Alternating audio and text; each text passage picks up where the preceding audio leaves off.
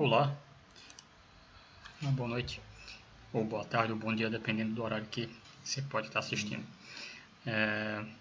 Hoje eu vou começar aqui com vocês a introdução do módulo da parte de elétrica, do módulo de eletromagnetismo, que via de regra é dividido em eletrostática, eletrodinâmica e magnetismo. Aqui a gente vai começar falando dos conceitos de carga elétrica e de eletrização, tá certo? Iniciando, vamos falar um pouquinho, só bem superficial, de como é que a ciência evolui. Sempre foi assim e sempre será, desde que se criou metodologia científica. A ciência sempre vai evoluindo seus conceitos à medida que o tempo passa, certo? Então, muitas ideias que a gente tem hoje, elas vêm de melhorias ou de correções de teorias prévias. Algumas ideias que a gente tem hoje, portanto, elas vão se mostrar imprecisas no futuro e será necessário a adequação ou substituição das teorias que existem hoje, e isso só o tempo vai dizer, tá bom? Falando isso aqui, para iniciar aqui, falando sobre o Benjamin Franklin, que foi um cientista muito importante no início do estudo da eletricidade, não foi ele quem começou, mas ele é um nome muito importante nisso, e ele acreditava no começo que, tal qual um rio, a água correndo no rio, é contínuo, é um fluido contínuo, ele pensava a mesma coisa com relação à eletricidade. Ele pensava que uma corrente elétrica ele era um contínuo, assim como a água. Todavia, da mesma maneira que a gente viu que uma água corrente pode ser dividida em várias moléculas, depois se percebeu que a corrente elétrica também pode ser dividida em várias partículas, no caso seria o elétron, tá bom? Então, vamos começar falando de carga elétrica. Primeira coisa que você tem que saber, carga elétrica é uma grandeza escalar, sua unidade no sistema internacional é Coulomb, e ela pode ter um valor positivo ou negativo. A importância de ser positivo ou negativo é porque cargas de mesmo sinal vão se repelir, enquanto cargas de sinais opostos vão se atrair. Carga elétrica ela possui algumas propriedades. A primeira é que a carga elétrica é quantizada. O que é que isso significa? Significa que a carga elétrica ela vai ser sempre múltiplo de um determinado número, que se chama carga elementar, que é a carga de um elétron ou de um próton. Nesse caso só mudaria o sinal. E então a energia não pode ela não admite qualquer valor. Ela só admite valores que sejam múltiplos da carga elementar. O próprio nome já diz, ela é a base. E a carga pode ser calculada pelo número de cargas. A carga total de um corpo pode ser calculada pelo número total de cargas elétricas, ou, se puder falar melhor, o saldo de cargas elétricas, pois uma carga positiva vai anular uma carga negativa. Então, aqui o N seria ou o saldo, por exemplo, se eu tenho 8 cargas positivas e 3 cargas negativas, o meu corpo vai ter um saldo de 5 cargas positivas, certo? Ou seja, o que importa é o saldo. E o valor da carga elétrica, lembre de colocar o sinal de positivo ou negativo, dependendo se a carga for positiva ou negativa, tá bom? Quando a gente diz então que um corpo se encontra eletricamente carregado, nós estamos dizendo que existe um desbalanço entre a quantidade de prótons e elétrons. Se o corpo está carregado positivamente, é porque ele possui mais prótons do que elétrons. Se o corpo está carregado negativamente, significa que ele tem mais elétrons do que prótons. E se o corpo é eletricamente neutro, isso significa que a quantidade de cargas positivas é igual à quantidade de cargas negativas. Isso é bem diferente de você pensar que esse corpo não possui cargas elétricas. Lembre-se que corpos são constituídos da matéria, e a matéria é constituída por prótons e elétrons. Então, todo corpo que a gente analisar, ele vai ser constituído por prótons ou por elétrons, ou seja, um corpo eletricamente neutro, ele possui cargas elétricas, talvez milhões, bilhões, trilhões.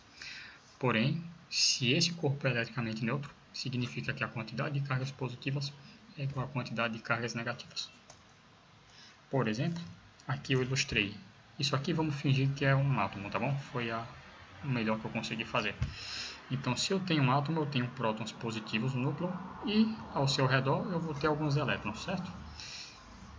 No núcleo eu tenho prótons e nêutrons. Os nêutrons, o próprio nome já sugere, ele é eletricamente neutro, certo? Mas eu já adianto a vocês, existem partículas subatômicas, que são os quarks, up ou down, que compõem prótons e nêutrons, que eles possuem valores divisíveis da carga elementar. Porém, os quarks eles não são encontrados na natureza livres, você só encontra em grupos. E eles, quando formam esses grupos, vai formar as partículas atômicas, como os prótons e os nêutrons, tá bom? Então, se esse meu átomo aqui apresenta 3 prótons e 3 elétrons, ele possui cargas elétricas, porém o corpo se encontra eletricamente neutro, porque a quantidade de cargas positivas é igual à quantidade de cargas negativas. Por outro lado, se eu tenho um corpo com 3 prótons e 2 elétrons, esse corpo apresenta um próton a mais do que elétron, então é um corpo que a gente diz que está eletricamente carregado. Vamos lá, a gente já viu o princípio da conservação, da quantização da carga, que diz que a carga elétrica ela admite valores bem predefinidos e que esses valores são múltiplos da carga elementar. A segunda e a terceira não costumam cair muito em prova, até depois vocês vão ver que elas fazem sentido, mas vocês não costumam ver isso aqui em material, tá bom? A propriedade da aditividade, o que isso significa? É o que a gente acabou de falar aqui no slide anterior. A carga do corpo é igual à soma das cargas que ele apresenta, ou seja, a carga do todo é igual à soma das partes, tá ok? E a invariância, ela te diz que o valor da carga elétrica ela não depende do referencial que está olhando para esse corpo. Por exemplo, a velocidade. Imagine que você está na rua olhando um carro cheio de gente passando na sua frente. Para você, as pessoas dentro daquele carro é que estão em movimento e você está parado. Para as pessoas no carro é o contrário. É você quem está parado e elas quem estão em movimento. Quando você traz essa ideia aqui para a carga elétrica, você tem o quê?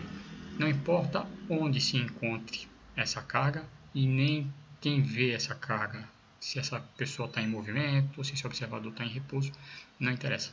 Se é um corpo com a carga de 5 Coulomb por mais 5 Coulomb, vai ser 5 Coulomb para um referencial em repouso, vai ser 5 Coulomb para um referencial em movimento retilíneo, em movimento circular uniforme, em movimento acelerado, não interessa.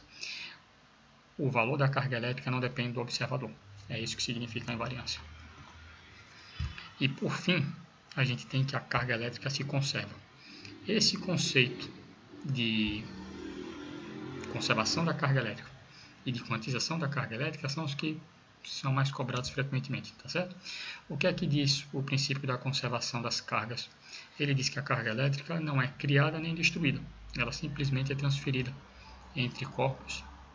E então, se um corpo ganhou uma carga negativa,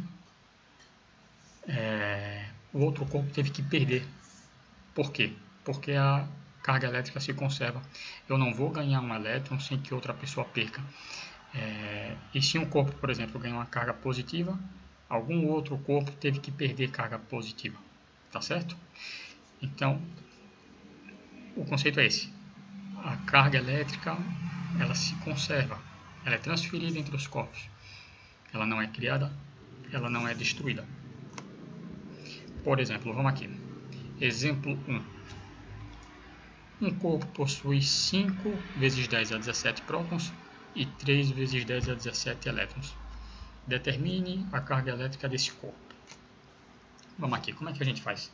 A gente viu há pouco tempo que a carga elétrica é determinada pelo saldo entre cargas positivas e negativas, vezes a carga elementar. Então aqui a gente tem 5 vezes 10 elevado a 17 prótons, menos 3 vezes 10 a 17 elétrons. Eu falei há pouco tempo que uma carga positiva anula uma carga negativa. É por isso que a gente faz essa subtração, para fazer com que as cargas se anulem, e a gente vai ver o saldo que vai ficar no final. Então, até por favor, ignore esse C aqui que não tem não. Esse N é número de elétrons, esse é adimensional, tá bom? É simplesmente um número inteiro. Então, nós teremos 5 vezes 10 a 17 menos 3 vezes 10 a 17, que vai dar igual a 2 vezes 10 a 17, vezes 1,6 vezes 10 a menos 19, que é a carga elementar. No final, a gente tem que a carga é 3,2 vezes 10 elevado a menos 2 coulomb, certo? Então, exemplo 2. Um corpo possui 5 vezes 10 elevado a 17 elétrons. Calcule a quantidade de carga elétrica nesse corpo. Atentem que nessa questão já é dado para você o saldo. Você não precisa fazer aquela subtração que nós fizemos aqui no exemplo anterior. Então, a única coisa que a gente precisa fazer é quantidade de carga é igual ao número de cargas, o saldo total de cargas, vezes a carga elementar. Ignorem da mesma maneira que o C, tá certo? Então aqui a gente vai ter 5 vezes 10 a 17 elétrons, vezes 1,6 vezes 10 a menos 19, que é a carga. O ideal é que tivesse um sinal negativo aqui, tá certo? Então no final a carga é de menos 8 vezes 10 elevado a menos 2 coulomb, porque o que existe de excesso é de elétrons. O que eu calculei aqui da maneira como está aqui é simplesmente o valor. Eu não levei em conta, e o ideal quando você vai fazer uma prova é que você coloque o sinal. Vamos lá, a gente discutiu conceitos básicos sobre carga elétrica. Tentem ver a sequência que a gente forma. Falei de carga elétrica, agora a gente vai falar sobre materiais condutores e materiais isolantes. O que é que são materiais condutores? São materiais que apresentam uma fraca ligação entre o núcleo e o elétron em sua periferia. Quem é que tem essa característica pensando lá na química? São os metais. Tanto é que quando a gente estuda ligações, estrutura atômica, estrutura molecular, a gente lembra do complexo metálico, da estrutura metálica, que a gente tem uma ligação entre prótons e elétrons, e esses elétrons são bem livres e formam o que a gente chama de nuvem de elétrons. Então, nos materiais metálicos existe uma fraca interação entre os núcleos e os elétrons, tá certo? Esses materiais têm como característica a distribuição homogênea das cargas, uma vez que ele adquire. Já os materiais isolantes ou dielétricos, eles apresentam uma forte atração entre o núcleo e os elétrons na sua periferia, ou seja, os elétrons não apresentam um grau adequado de movimentação, de tal maneira que quando você adiciona um elétron num corpo isolante, essa carga elétrica, ela não vai se distribuir homogeneamente pela estrutura. Ela vai ter uma tendência de ficar no ponto onde você colocou. Então, porque é exatamente isso. É um material que não vai dar liberdade para o elétron ficar se movimentando. Por isso que ele vai ser isolante. Se lembra, o que é um material, vendo de uma forma mais prática, o que é um material condutor? O material condutor é um material que conduz corrente elétrica. Para conduzir corrente elétrica é movimento ordenado de carga elétrica. Então, para você ter movimento ordenado de carga elétrica, ou qualquer movimento, você tem que ter uma interação fraca entre o núcleo e o elétron na periferia. Então, materiais isolantes não permitem essa liberdade de movimentação, essa liberdade de movimento, e acaba que os elétrons vão ficar restritos a um determinado ponto, e se eles não têm movimento, não tem corrente. Tá ok? De exemplo, o que é que você tem? Plástico, borracha, vidro. Porém, a vida não é todo preto no branco, não é um ou outro. Na verdade, os materiais se apresentam comportamentos intermediários muitas vezes. Então, existe a classificação dos materiais semicondutores, que são materiais que não apresentam os elétrons tão livres quanto os metais, porém não são tão restritos quanto à movimentação de carga elétrica como os isolantes. E exemplos que a gente tem Aqui são silício e germânio. Tá bom? E há o conceito teórico dos supercondutores, que são, por definição, materiais que permitem a condução da corrente elétrica sem gerar resistência ao seu movimento. Então você perde muito pouco da sua energia elétrica na forma de calor. Porém, o que se chega mais perto disso são em determinados materiais sempre a temperaturas muito baixas. Tá certo? O pessoal tenta chegar o mais perto possível ali do zero absoluto para fazer com que determinados materiais apresentem esse comportamento. Então você já vê que do ponto de vista prático, hoje não é aplicável economicamente. O dinheiro que você ia gastar para fazer com que um material se resfriasse a temperaturas tão baixas, isso destrói economicamente a viabilidade do teu projeto. Aqui, nesse capítulo de eletrização, que a gente vai ver logo mais, a gente vai estar sempre falando de corpos sólidos. Quando a gente está falando de corpos sólidos, a gente vai ter com que as cargas positivas vão estar ali bem presas dentro dos núcleos, e esses núcleos são uma estrutura sólida, então os prótons eles não vão ter liberdade de movimentação nesse capítulo. Então, toda vez que você vê dentro desse capítulo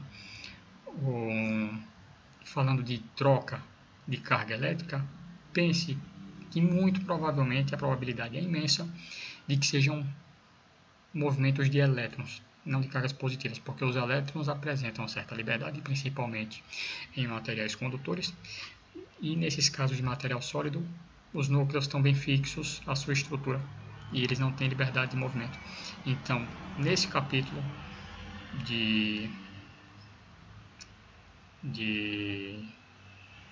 processo de eletrização, tenha em mente que, até que se prove o contrário, quando a gente fala em movimento de carga, a gente está falando em movimento de carga negativa. Porém, saiba que a questão depende do grau de criatividade do teu avaliador. Então pode ser que alguém crie uma questão que fale em movimentação de cargas positivas. Eu imaginaria isso provavelmente acontecendo no contexto de uma solução ou de um sistema gasoso. Porém, em sistema sólido, eu penso primariamente em movimentação de cargas negativas. Indo agora para o ponto que interessa a gente realmente nesse vídeo. Eletrização. Tem que ver a ordem com que a gente está montando o raciocínio. A gente falou de carga elétrica, para depois falar dos materiais que conduzem ou não carga elétrica. E agora a gente vai falar dos processos de eletrização. Como é que corpos maciços trocam carga elétrica, certo? São 3 métodos. Pode ser por atrito, por contato, por indução. Geralmente são questões que têm uma tendência a serem mais simples, porém a parte mais importante quando você vai resolver questão de eletrização é a interpretação do seu enunciado. Nem sempre o seu enunciado vai dizer está se fazendo eletrização por atrito, está se fazendo eletrização por contato, está se fazendo uma eletrização por indução. Geralmente ele mostra para você o experimento e vendo o experimento você vai determinar se aquilo está ocorrendo um atrito, se está ocorrendo um contato ou se está ocorrendo uma indução. O bom é que os nomes são sugestivos, então em algum ponto a questão vai ter que falar que houve um contato ou que os corpos encostaram no outro. Se for um atrito, ele vai ter que falar que os corpos foram atritados ou que foram esfregados.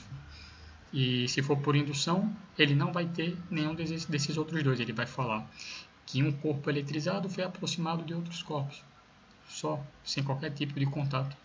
Então, já se prepara quando você for fazer questões de processos por eletrização, a interpretar no teu enunciado quais as dicas que ele está me dando, como é que é o experimento que ele montou, porque a resposta que você vai dar vai depender de você entender o processo, o processo que está acontecendo, o experimento que está acontecendo na tua frente, na tua questão. Tá. Vamos aqui para o primeiro. Eletrização por atrito. O próprio nome já diz, você vai pegar 2 corpos diferentes e vai atritar um contra o outro. Corpos de materiais diferentes, eles têm tendência de se ligar com intensidades diferentes aos seus elétrons. É daí que vem o princípio da eletrização por atrito. Alguns corpos vão ter uma maior tendência a perder o elétron e outros vão ter uma menor tendência a perder o elétron, ou seja, ele vai acabar ganhando o elétron do outro cara que vai perder primeiro. Então, para determinar quem vai ganhar ou quem vai perder elétron, você tem que ficar atento à série triboelétrica, que é simplesmente essa sequência. Ele vai dizer quem tiver mais para cima vai ter uma tendência de perder elétron, quem tiver mais para baixo vai ter uma tendência de ganhar elétron. Via de regra, as questões não costumam cobrar que você decore isso, tá certo? Porém, deixo aqui para quem quiser dar uma olhada, veja, tá bom? Tanto é que questões de eletrização por atrito são as menos frequentes, porque não tem muito mais o que você perguntar. Você pedir para os alunos decorarem isso aqui simplesmente inviabiliza, até porque não é o objetivo do capítulo. O objetivo do capítulo é que o aluno entenda princípios básicos, não que ele saia decorando a série triboelétrica, tá bom? Então, seguindo. Eletrização por contato.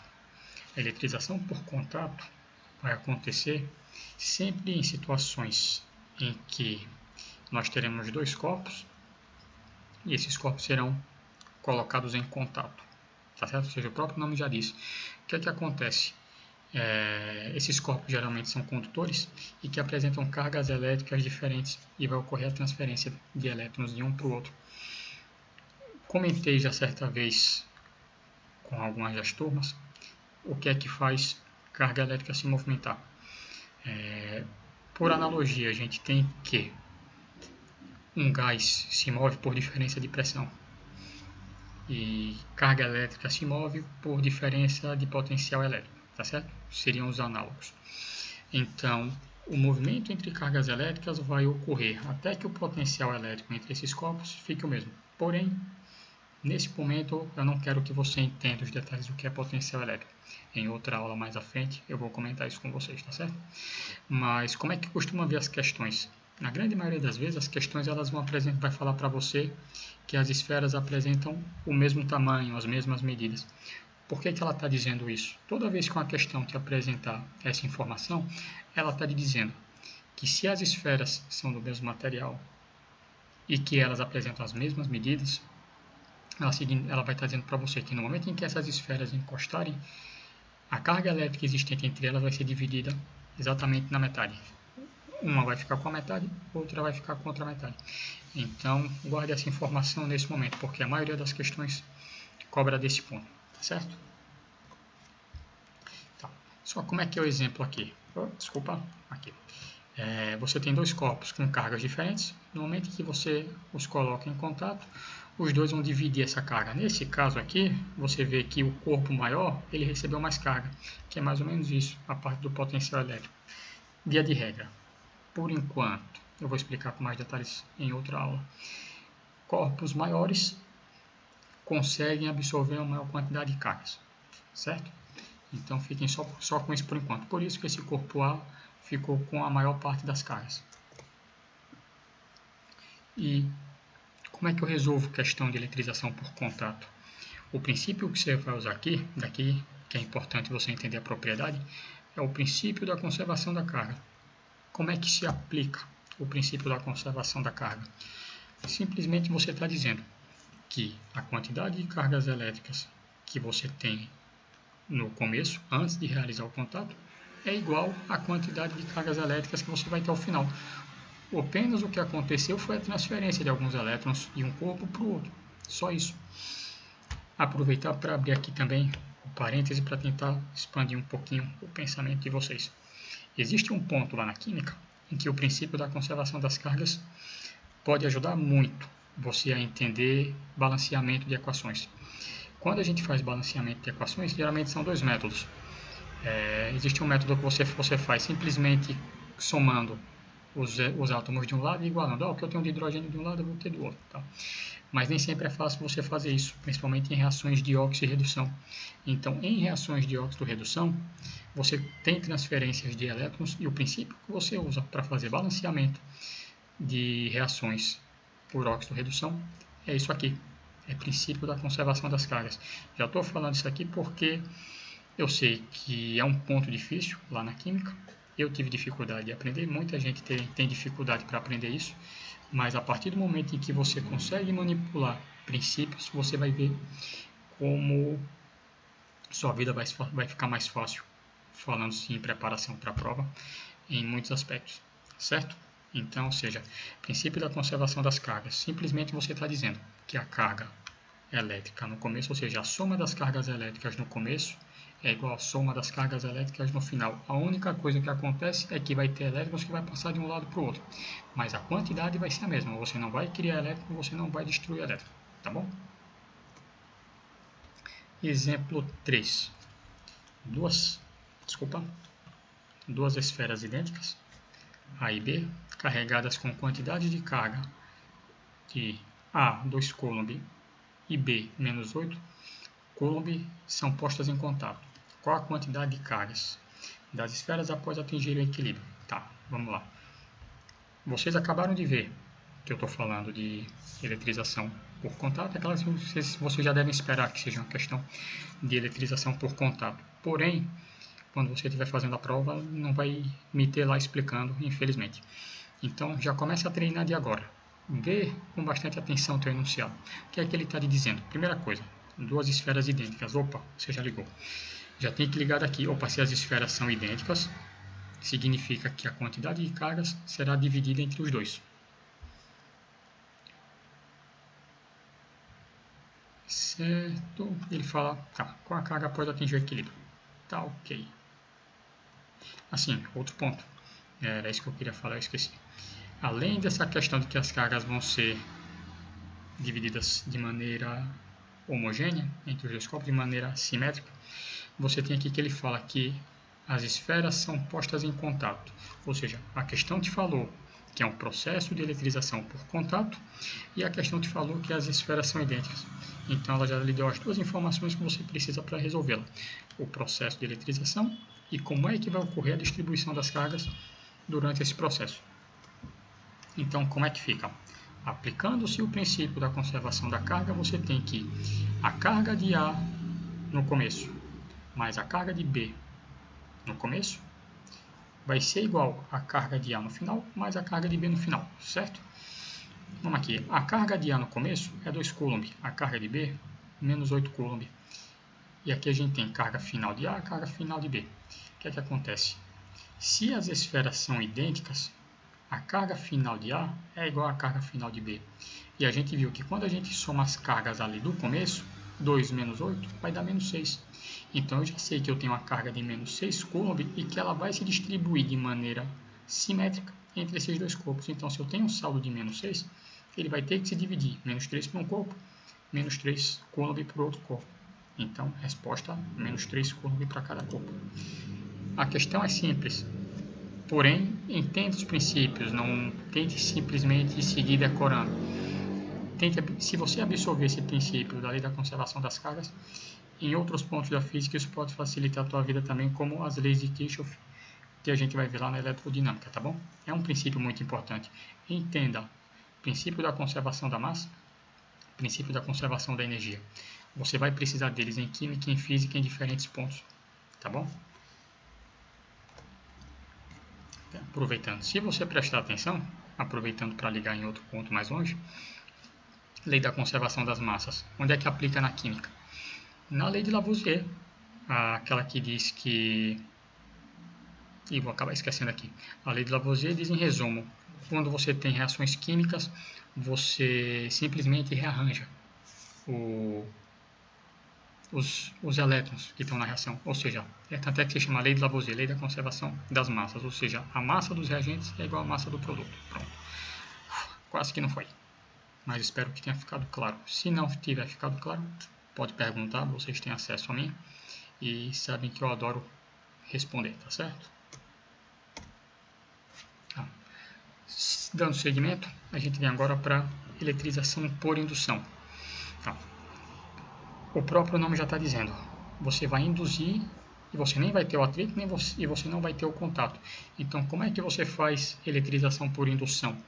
A eletrização por indução ocorre quando você tem dois corpos em contato, ou seja, eles já vão ter o mesmo potencial elétrico, a tendência é que eles já estejam com a mesma carga, e você vai fazer o quê? Você vai induzir a eletrização deles, você vai induzir a formação de polos. Como? Se eu tenho essas esferas condutoras e eu aproximo delas com a carga negativa, por exemplo, carga negativa vai repelir carga negativa. Então, se carga negativa vai repelir carga negativa, esse corpo polar vai ficar com a carga positiva, porque eles estão em contato e esses elétrons ficaram com a tendência de se afastar. No momento em que eu afasto essas esferas sem afastar o indutor, o que é que acontece? No momento em que eu as separo, não existe mais caminho para os elétrons voltarem. Você criou uma nova condição de equilíbrio. Corpos que antes se encontravam eletricamente neutros, agora eles estão eletricamente carregados e com cargas opostas. Por outro lado, imagine o seguinte: eu aproximei esse indutor, ou seja, essa carga próxima às duas esferas, e simplesmente retirei antes de desfazer o contato. O que é que vai acontecer nesse caso? Você voltou o seu sistema para a situação inicial. Quem criou essa polarização, ou seja, quem gerou esse polo positivo e o polo negativo, foi esse indutor. No momento em que você o retira, não vai ter mais motivo para ficarem dessa forma. Você vai estar simplesmente voltando aqui para o ponto inicial, tá bom?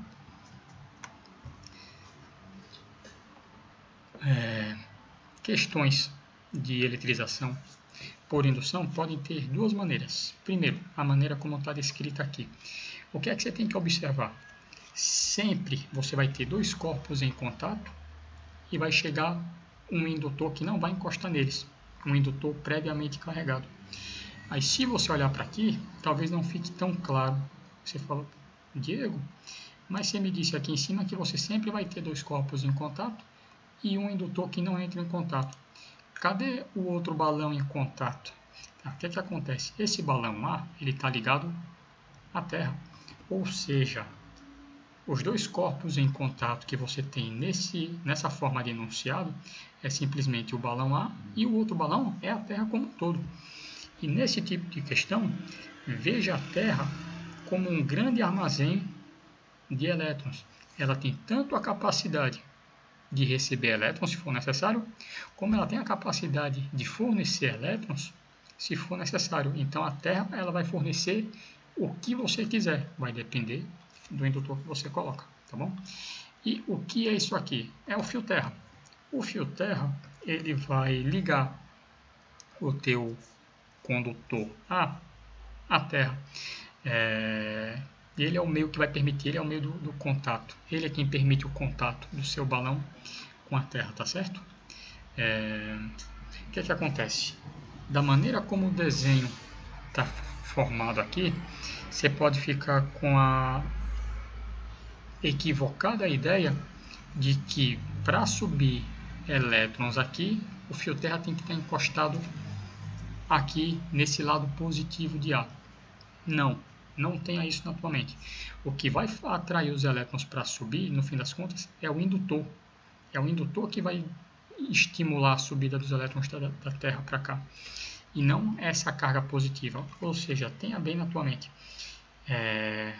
O que vai determinar se vai subir elétron da Terra ou se vai descer elétron para a Terra, pois se lembre, ocorre o movimento das cargas negativas. As cargas positivas não se movimentam aqui. O que vai determinar o sentido do movimento dos elétrons é simplesmente o indutor, é simplesmente a carga do seu indutor, tá certo? Onde é que a gente tem de aplicação de eletrização por indução? O exemplo dos eletroscópios. Por exemplo, o eletroscópio de folha, como é que ele funciona? Ele é um equipamento que ele serve para te informar se o corpo que você aproxima dele está eletricamente carregado ou não. Por exemplo, se eu aproximo esse corpo positivo desse eletroscópio de folha, o que acontece? Se ele é positivo, ele vai atrair cargas negativas para perto dele. Então isso faz com que cargas negativas aqui de baixo se dirijam para regiões mais superiores. O que acontece? Se cargas positivas foram lá para cima, o que acontece? Fica um excesso de carga positiva aqui embaixo. E essas folhas, elas apresentam a capacidade de abrir e fechar. Então, essas folhas que inicialmente são fechadas, quando a carga é neutra, uma vez que tem a carga elétrica, elas vão se abrir. Então, as folhas se abrem porque a carga aqui embaixo ficou positiva, certo? Por outro lado, imagine o contrário. Imagine que o indutor agora é um corpo com carga negativa. O que é que vai acontecer? Negativo repele negativo. Então você ficaria com excesso de cargas negativas aqui embaixo e o resultado seria o mesmo. O seu eletroscópio iria abrir as folhas dele lá embaixo. Ou seja, o que é que você tem que entender? O eletroscópio de folha ele serve para te dizer se o indutor está carregado eletricamente ou não. Se o corpo que você aproximou dele é carregado eletricamente ou não, mas ele não te diz se esse corpo é carregado positivamente ou negativamente, porque o resultado do experimento vai ser o mesmo. Então ele só vai te informar que existe carga elétrica, mas ele não vai lhe dizer se a carga é positiva ou negativa, certo? Aproveitando aqui, já que eu estou fazendo ligações entre outras disciplinas, vou puxar um pouquinho mais aqui para ligações químicas, certo? Geralmente esse assunto é visto no segundo ano, o assunto de eletrização. Então, imagino que os alunos que estão vendo isso aqui agora já devem ter estudado ligações químicas ou no ano passado ou estão estudando agora e estão vendo essa aula simplesmente por interesse. Obrigado. O que acontece? Em ligações químicas, a gente divide as ligações entre as de primeira ordem, que alguns materiais chamam de intramolecular, e existem as ligações de segunda ordem, que alguns materiais chamam de forças intermoleculares. Eu prefiro chamar de ligações de primeira e de segunda ordem. Mas vamos lá, então vou chamar assim. Nas ligações de segunda ordem, ou seja, são ligações que ligam diferentes moléculas, tente lembrar que você vai ter os nomes dela. A mais intensa, a ligação de hidrogênio, depois dipolo permanente, dipolo permanente, dipolo permanente, dipolo induzido, dipolo instantâneo. O que é que você tem? Nesse momento, quando você estuda o dipolo induzido, é mais ou menos isso aqui. Quando você tem o dipolo induzido e o dipolo instantâneo, que são chamados de ligação de Van der Waals, o que é que você vai ter? Você tem uma molécula momentaneamente adquiriu uma carga um pouco mais positiva ou negativa por causa do tamanho dela. As cargas elétricas em um determinado momento vão mais para um lado ou para o outro. Isso faz com que ela momentaneamente ela tenha polos, apesar de ser uma molécula polar. E quando ela passa a ter polos, ela vai induzir a formação de polos na molécula que está do lado. Então, é o mesmo princípio, né? Ele fez a indução elétrica. A diferença dessa questão das ligações das forças de polo instantâneo e de polo induzido é porque não existe eletrização. Aqui eu estou falando simplesmente da polarização, da formação dos polos. É exatamente o que acontece aqui. Você tem um corpo que é eletricamente neutro e pela presença de um corpo que é previamente carregado, você vai ter a formação de polos, apesar do número de prótons e elétrons aqui ser o mesmo, não mudou nada. A quantidade de cargas dentro desse eletroscópio não mudou nada, você simplesmente mudou a distribuição com que essas cargas são distribuídas. Certo? Tá, agora vamos voltar e seguir. Exemplo 4. Duas esferas metálicas muito leves estão penduradas por fios perfeitamente isolantes em um ambiente seco, conforme mostra a figura a seguir. Uma barra metálica positivamente carregada é encostada em uma das esferas e depois afastada. Após o afastamento da barra, qual deve ser a posição das esferas, sabendo que a carga inicial delas é nula? Tá, vamos aqui. Mais uma vez, o exemplo está na tua frente. Primeiro interpreta todo o enunciado bem, que aí depois você já vai ter uma boa ideia do resultado que você vai ter. Primeiro, duas esferas metálicas muito leves. Por que ele está dizendo que é muito leve, se você olhar aqui o desenho? Está dizendo que é muito leve para dizer que bastou receber um pouquinho de carga para que elas consigam se abrir. Se por acaso elas fossem muito pesadas, você teria que dar uma quantidade de carga muito grande para que essa força elétrica fosse maior do que a inércia dessas esferas, tá certo? Então vamos lá. A questão lhe diz que você tem esferas muito leves e elas estão penduradas por fios isolantes. O que significa essa informação? Significa que Se ocorrer transferência de carga elétrica, essa transferência entre carga vai ser exclusivamente entre as estruturas metálicas. Não vai existir passagem de corrente elétrica dessa esfera para o teto ou dessa esfera para o teto. É simplesmente isso. Assim como não vai existir transferência de carga elétrica do teto para nenhuma das esferas. É simplesmente isso que está dando essa informação. A informação de que os fios são isolantes. Em seguida, uma barra metálica positivamente carregada é encostada. Tá, ele acabou de lhe dizer que o processo de eletrização aqui vai ser feito por contato. E ele pergunta como é que vai ficar no final. Tá certo? Já montando o raciocínio. Primeiro, se eu aproximei uma carga positiva, e aqui está eletricamente neutro, no momento em que eu encostar aqui, a tendência vai ser que cargas elétricas negativas deixem essas duas esferas em direção a essa barra metálica. Tá certo? No momento em que isso acontecer, e você retirar essa barra metálica, ela vai levar alguns elétrons dessas duas esferas consigo. Então, se essas duas esferas vão perder elétrons para essa barra, elas vão ficar positivas. Se elas vão ficar positivas e a questão já te disse que elas são muito leves, isso provavelmente vai permitir o movimento, o que é que vai acontecer? Se eles perderam elétrons, eles vão ficar positivos. Se eles vão ficar positivos, isso aqui vai ser semelhante àquele eletroscópio lá de folha. Eles vão começar a se repelir. Então, vai existir uma tendência deles se afastarem. Então, aqui ó, o exemplo do enunciado. E aqui como é que vai ficar.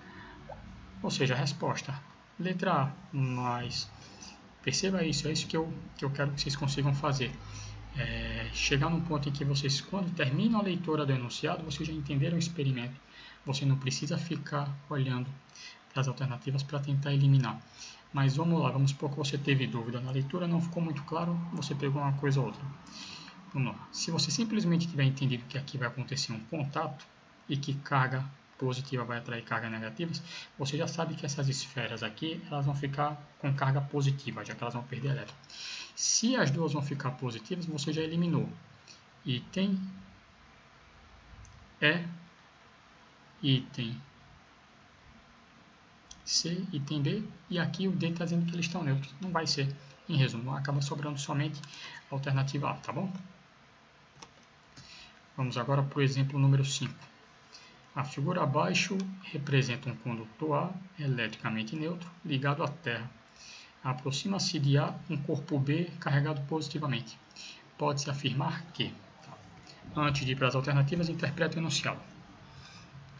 Um corpo A ligado à Terra, ou seja, são dois corpos em contato, e a presença de um terceiro corpo previamente carregado que não vai encostar em ninguém. Você já precisa olhar isso aqui e pensar, opa, isso aqui é uma questão de eletrização por indução, certo?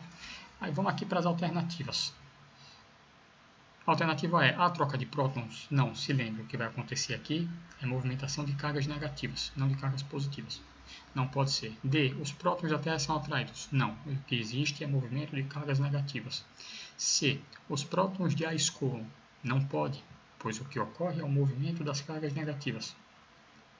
B, os elétrons de A escoam para a Terra?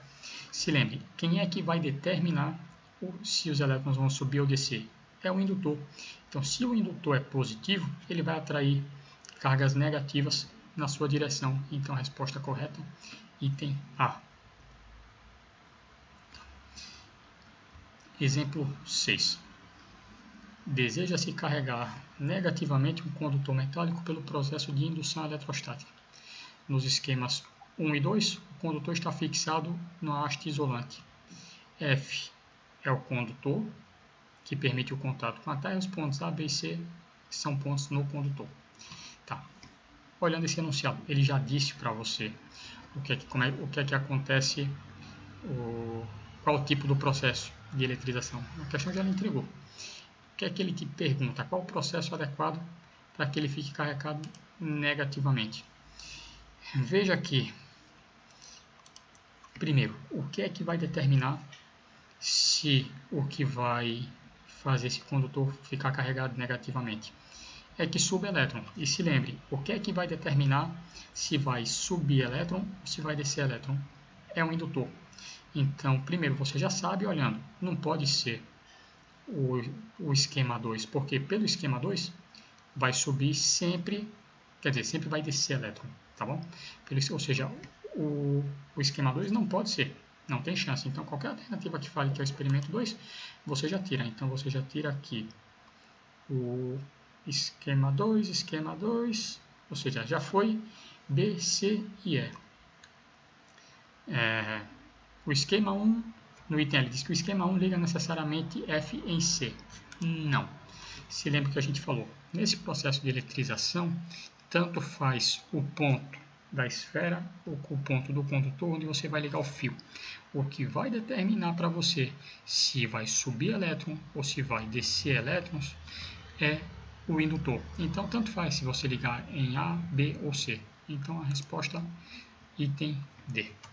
Tá ok? Então, essa aqui foi a nossa aula sobre carga elétrica e processos de eletrização.